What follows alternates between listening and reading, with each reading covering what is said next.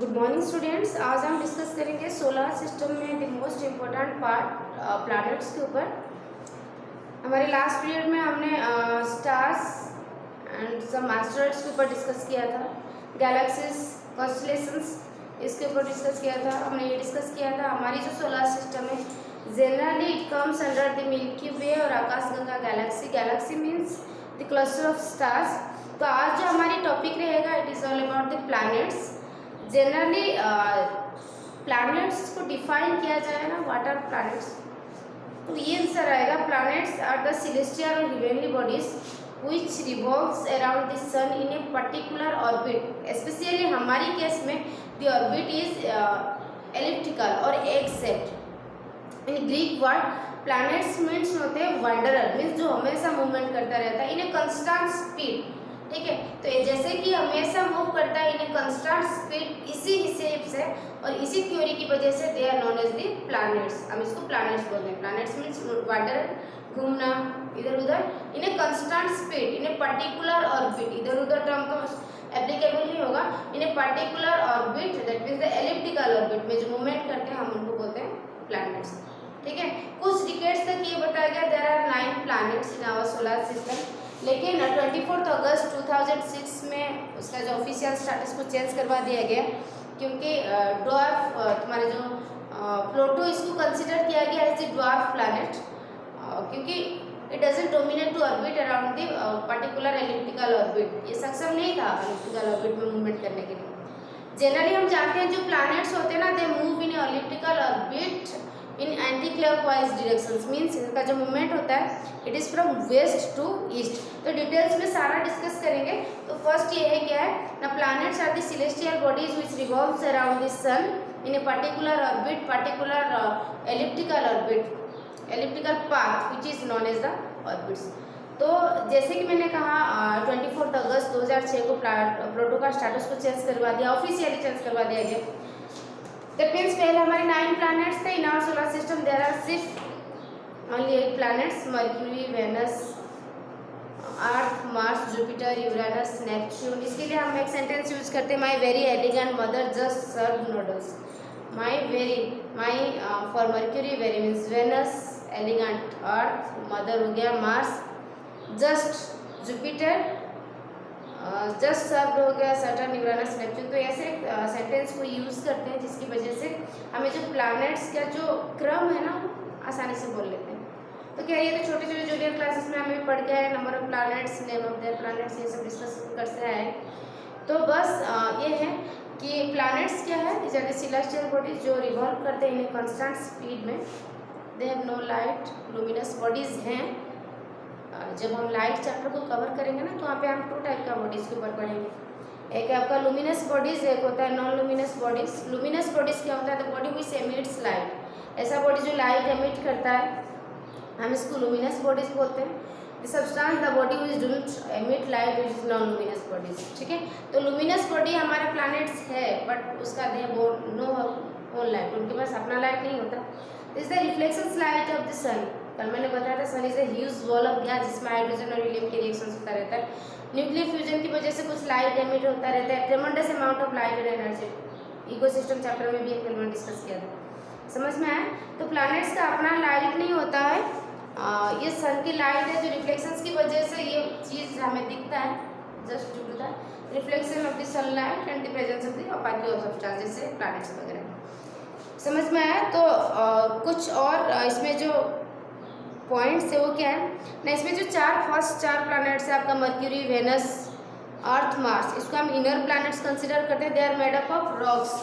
ठीक है, बाकी जो प्लैनेट्स है these are made up of hot gases and liquid से बना हुआ है। They have the rings around them, चारों उनका रिंग्स अपीयर होता है, जैसे सैटर्न में क्लियरली विजिबल होता है और कुछ होता है जो कि क्लियरली विजिबल नहीं होता, but they have the rings around them, उनकी चारों रिंग्स बना रहता है। और क्या है इसमें जो कुछ विशेषता है, Jupiter is the largest planet in the solar system.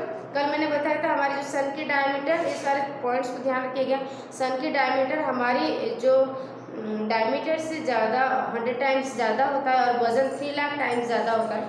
ये कुछ पॉइंट्स हैं। तो हमारे सोलर सिस्टम जो विशेषता है planets, Jupiter is the largest planet, Venus is the brightest planet, Earth unique planet consider किया जाता है एंड जो मार्स होता है it is the red planet, Mars को हम रेड प्लैनेट बोलते हैं। और स्मॉलेस्ट प्लैनेट कंसिडर किया जाता है मरकरी को। लेकिन सबका जो एक रिवॉल्यूशन पीरियड होता है ना, सबका अलग अलग रहता है। एक पर्टिकुलर स्पीड में वो सन की चारों ओर रिवॉल्व करते हैं। अगर पर्टिकुलर स्पीड में नहीं करते हैं देन हमारी जो सीजन चेंज या डे रोटेशन रिवॉल्यूशन हम पढ़ें, आपका जो डे नाइट होना या सीजन का चेंज होना, ये पर्टिकुलरली स्पेसिफिक पीरियड की बात नहीं होता, ठीक है। तो हर चीज़ एक कंस्टेंट रेट में होता है और मूव करता है, जैसे कि वांडर करता है। तो ग्रीक माइथोलॉजी के अकॉर्डिंग हम इसको प्लैनेट्स बोलते हैं। रीजन क्या है? They wander in a particular और constant movement around the sun, that's why it is known as the planets, ठीक है। देन अभी मैंने बताया प्लूटो को 24 अगस्त में उसका स्टेटस को चेंज कर दिया था officially as the dwarf planet. Then हम देखेंगे the classification of planets. Generally planets को हम 2 टाइप में कैटेगराइज किया है। First one is the inner planet and outer planets. Inner planets means आपका हो जाएगा Mercury, Venus, Earth and Mars. These are the inner planets, जिसको हम टेरेस्ट्रियल प्लैनेट्स भी बोलते हैं। These are made up of rocks, ठीक है। बाकी जो प्लैनेट्स रह गए these are the outer planets, these are made up of liquids and hot gases, they have the rings around them. Then revolution जब करते हैं ना, always revolves in anti clockwise directions, that is from west to east. आपके book में बहुत अच्छी तरह से दे रखा है, स्टेबल को फॉलो कीजिएगा। 8 प्लैनेट्स का मरकरी आपका डायमीटर दे रखा है, पर्टिकुलरली सबका वेनस, अर्थ, मार्स, जुपिटर। इसमें कंपेयर कीजिएगा एक पॉइंट। हमारी जो अर्थ है ना उसका डायमीटर कितना है? 12,756 kilometre as compare to Jupiter का कितना है? 1,42,984 किलोमीटर। तो कंपेयर कीजिए कितना ह्यूज डिफरेंस है इन दोनों के बीच में। देन इसका हो जाएगा temperature, number of moons means satellites, artificial satellites. Earth का 1 है, जुपिटर 63 है, करंट में 67 है, ठीक है ना। और रिंग्स में ये सारे बहुत अच्छी तरह से डिटेल्स में दे रखा है। मीन डिस्टेंस, सन से डिस्टेंस कितना है। ऑर्बिटल पीरियड्स मीन्स जो ऑर्बिट्स करते हैं, घूमते रहते हैं, रिवॉल्यूट करते हैं। जैसे कि हमारे अर्थ में 1 year is equal to 365 days होता है। 365 डेज एंड 6 आवर्स रहता है। जब तो जिसकी वजह से जो ये होता है ना हमारा जो रिवॉल्यूशन पीरियड कितना होता है? 365 एंड 6 आवर्स। तो 365 6 आवर्स मीन्स 1/4, ठीक है ना। तो 6 आवर्स मीन्स हर 4 साल के बाद ये जो 6 आवर्स 6 4 जा 24 मीन्स 1 डे एक्स्ट्रा हो जाता है। दैट्स वाई हमारे जो 4 साल के बाद हम लीप ईयर काउंट करते हैं, जो कि 366 डेज हो जाता है। तो बहुत अच्छी तरह से ये सारे डिटेल्स में दे रखा है। आपका जो पीरियड है ऑर्बिट पीरियड, मरकरी का सिर्फ 88 डेज है, वेनस का 225 डेज है, अर्थ का 365 डेज है, जुपिटर का 11.86 ईयर्स है एंड नेपच्यून का एक रिवॉल्यूशन पीरियड 164.8 ईयर्स है। मीन्स अप्रोक्सीमेटली इसको 165 ईयर्स लगता है नेपच्यून टू रिवॉल्यूट, ठीक है। तो सबका रिवॉल्यूशन पीरियड दे रखा है। सारे प्लैनेट्स की जो टेम्परेचर है, जो हमारे मरकरी का टेम्परेचर नियरेस्ट टू सन है -180 डिग्री से 430 डिग्री तक। इसमें से कंपेयर किया जाए हमारे अर्थ की टेम्परेचर है -89 टू 54 डिग्री। दैट मीन्स है कि एवरेज टेम्परेचर जो कि जहाँ पे लाइफ सस्टेन होता है, लाइफ सस्टेन, इसीलिए तो हमारे अर्थ को बोला जाता है it is a unique planet, it is the average temperature. ना मिनिमम है सबसे ज़्यादा, ना मैक्सिमम, एक एवरेज टेम्परेचर जिसकी वजह से हमारी इकोसिस्टम कहीं ना कहीं सस्टेन कर पाता है। समझ में आए? तो ये टेबल को फॉलो कीजिएगा, उसमें बहुत अच्छी तरह से दे रखा है। तो मैंने कहा अभी there are 2 types of planets, that is the inner planets and outer planets. Inner planets में आपका मरकरी, वेनस जाएगा, अर्थ एंड मार्स, ठीक है। सब only made up of rocks. बाकी जो आउटर प्लैनेट्स हो गया this are made up of आपका hot gases and liquids. Revolutions period पता चल गया कैसा है, ठीक है। ऑर्बिट्स का definition, the particular path in which the planets revolves around the sun is called orbit. In our solar system it is egg shaped, और हम इसको बोल सकते हैं द एलिप्टिकल शेप, ठीक है। देन हम डिस्कस कर रहे हैं about our planets, the unique planet, the blue planet, the most important planet, life sustaining life supporting planet the Earth, ठीक है। उसके ऊपर डिस्कस करेंगे। Our Earth is is a unique planet in the solar system. It is the 5th largest planet in the solar system. Size को मैंने कहा था table follow कीजिएगा, इसमें बहुत अच्छी तरह से दे रखा है. डायमीटर के अकॉर्डिंग हम इसको रिकॉग्नाइज करते हैं. ठीक है, डायमीटर के अकॉर्डिंग सबसे हाईएस्ट जगह पे जो लार्जेस्ट प्लैनेट आपका जुपिटर आएगा, क्योंकि इसका जो डायमीटर है 1,42,984 किलोमीटर है. देन आप लोगों का आ जाएगा सटर्न. इसका डायमीटर है 1,20,536 किलोमीटर. यूरानस आएगा 51,118 किलोमीटर. नेपच्यून आएगा 49,528 किलोमीटर. देन आपका अर्थ है जिसका 12,756 किलोमीटर. ठीक है, तो it is the 5th largest planet of the solar system and is position wise Mercury Venus third planet from sun. ठीक है, और इसमें 71% it is covered by water. वो बात अलग है पोर्टेबल वाटर या ड्रिंकेबल वाटर कितना है, लेकिन टोटली इसका 75% हमारे मैंने कहा था 3/4 पार्ट वाटर कवर्ड है. कुछ आपके मतलब ग्लेशियर्स के रूप में कन्वर्टेड है, कुछ आइस ड्रॉपलेट वाटर ड्रॉपलेट्स.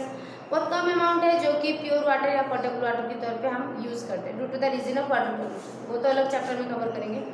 ठीक है, जो 70% ऑफ वाटर्स है जनरली वाटर बॉडीज़ में रहता है. वाटर बॉडीज़ मीन्स आपके ओशंस, लेक्स, रिवर्स जो भी है, एंड कुछ है वाटर ड्रॉपलेट्स या वाटर साइकिल जो होता है मेंटेन करके रखता है.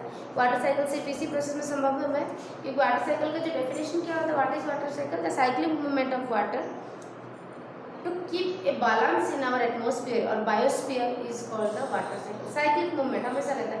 इवापोरेशन, आपका कंडेंसेशन, प्रेसिपिटेशन, ये सारा प्रोसेस चलता रहता है. दैट्स जिसकी वजह से हमारी जो अर्थ में एक नॉर्मल टेम्परेचर वाला जो वाटर की अवेलेबिलिटी कंस्टेंट है, कहीं ना कहीं वाटर साइकिल की वजह से ये सारा इसमें होता रहता है. ठीक है, it appears blue in colour from the outer space, there it is called the blue planet. 71% water की प्रेजेंस की वजह से ये, अगर हम जब इंदिरा गांधी हमारी प्राइम मिनिस्टर थी तब डॉक्टर राकेश शर्मा गए थे, एस्ट्रोनॉट्स थे, तब उन्होंने इंदिरा गांधी ने राकेश शर्मा को पूछा था कि राकेश जी ऊपर से हमारी जो अर्थ धरती कैसा दिख रहा है, तो उन्होंने ये बताया था सारे जहाँ से अच्छा हिंदुस्तान हमारा, क्योंकि इसका जो ग्रीन जैसे कि आपका फॉरेस्ट है, आपका हो गया द ब्लू प्लैनेट है, 71% ऑफ वाटर है, तो इसकी वजह से हमारी जो स्पेस है, स्पेस से हमारी जो अर्थ बहुत खूबसूरत लगता है. ठीक है, तो ओवरऑल 71% ऑफ वाटर की वजह से हम अर्थ को द ब्लू प्लैनेट्स बोलते हैं.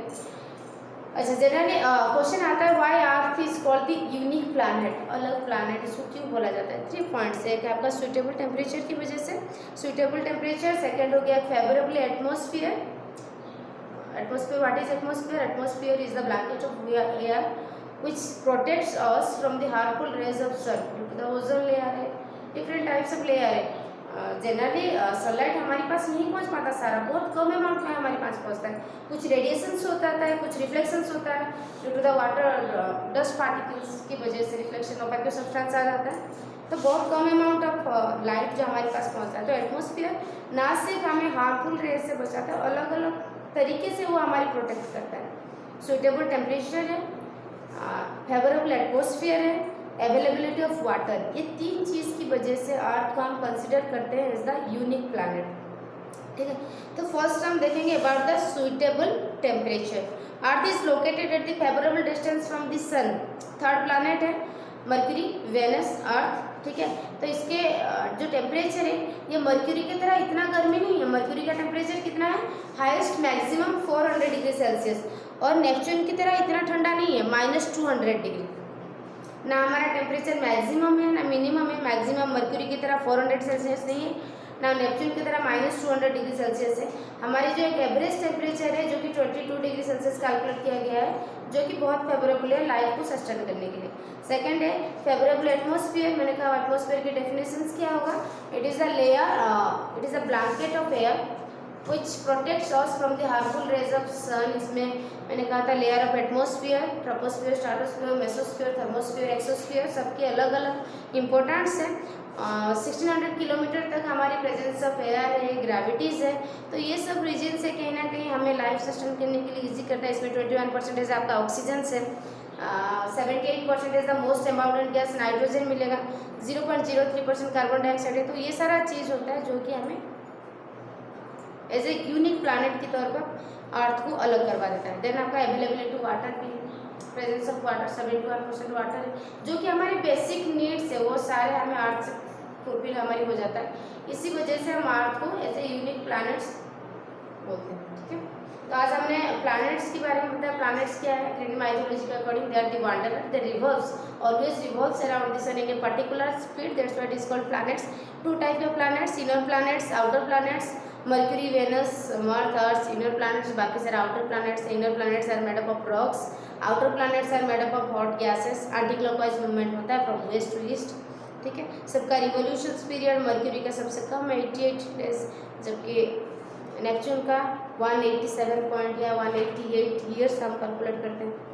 प्लैनेट्स के बारे में, हमारे अर्थ के बारे में, as a unique planet due to the presence of availability of suitable temperature, favourable atmospheric condition. Second हो गया availability of water. Next period में हम डिस्कस करेंगे सैटेलाइट्स, बोथ आपका नेचुरल एंड आर्टिफिशियल सैटेलाइट्स के ऊपर डिस्कस करेंगे, देन एक्सरसाइज पार्ट में आ जाएंगे। Thank you.